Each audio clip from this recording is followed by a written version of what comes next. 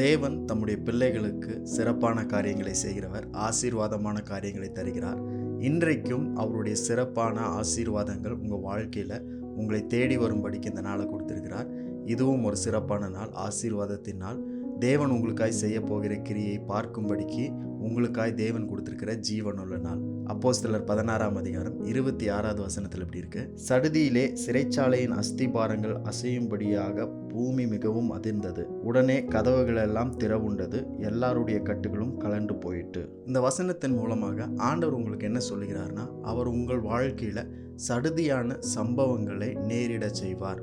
Sudden happenings உங்கள் வாழ்க்கையில் பார்க்க போகிறீங்க அப்படின்றத ஆண்டவர் சொல்கிறார். இதில் 3 காரியம் சொல்லப்பட்டிருக்கு. இன்றைக்கு முதலாவது காரியத்தை பார்க்கலாம். சிறைச்சாலையின் அஸ்திபாரங்கள் அசையும்படிக்கு பூமி மிகவும் அதிர்ந்தது. இந்த சம்பவம் எங்கே நடக்குதுன்னா, சிறைச்சாலையில் நடக்குது. பவுலும் சீலாவும் சிறைச்சாலையில் கைதிகளாக கட்டப்பட்டிருக்கிறார்கள். அவர்கள் தேவனை ஆராதித்து துதித்து ஜெபம் பண்ணி கொண்டிருக்கும் பொழுது தேவன் அந்த இடத்துல சடுதியான காரியங்களை காட்டுகிறார்.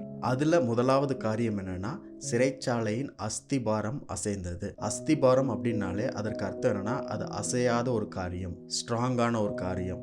அஸ்திபாரத்தின் மேலதான் வீட்டை கட்டுவாங்க. அப்ப அந்த அஸ்திபாரம் எவ்வளவு ஸ்ட்ராங்கா எவ்வளவு உறுதியா இருக்கணும்னு நம்மளுக்கு தெரியும். இப்ப பவுலும் சீலாவும் தேவனை ஆராதிக்கும் பொழுது அந்த அஸ்திபாரத்தை அசைக்கும்படிக்கு தேவன் என்ன பண்ணார்னா, பூமியவே அசைத்தார். அவர்கள் ஆராதித்தது நிமித்தமாக முழு சிறைச்சாலையின் அஸ்திபாரமே அசைந்தது.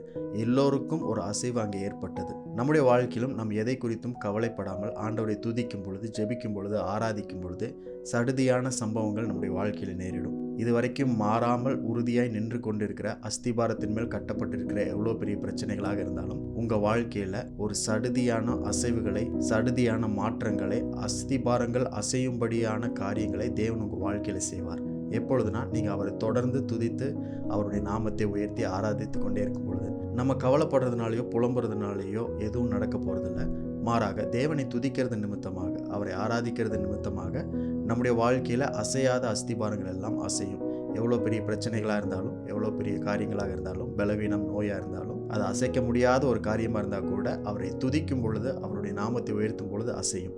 இன்றைக்கும் அப்படிப்பட்ட சடுதியான காரியங்கள், சடுதியான அசைவுகள் உங்கள் வாழ்க்கையில் ஏற்படுத்தும்படிக்கு ஆண்டவர் இந்த நாள் உங்களுக்கு தெரிந்து கொண்டிருக்கிறார். நீங்கள் தொடர்ந்து ஆண்டவரை துதித்து கொண்டே இருங்க, ஆராதித்து கொண்டே இருங்க, அவர் நாமத்தை உயர்த்தி கொண்டே இருங்க.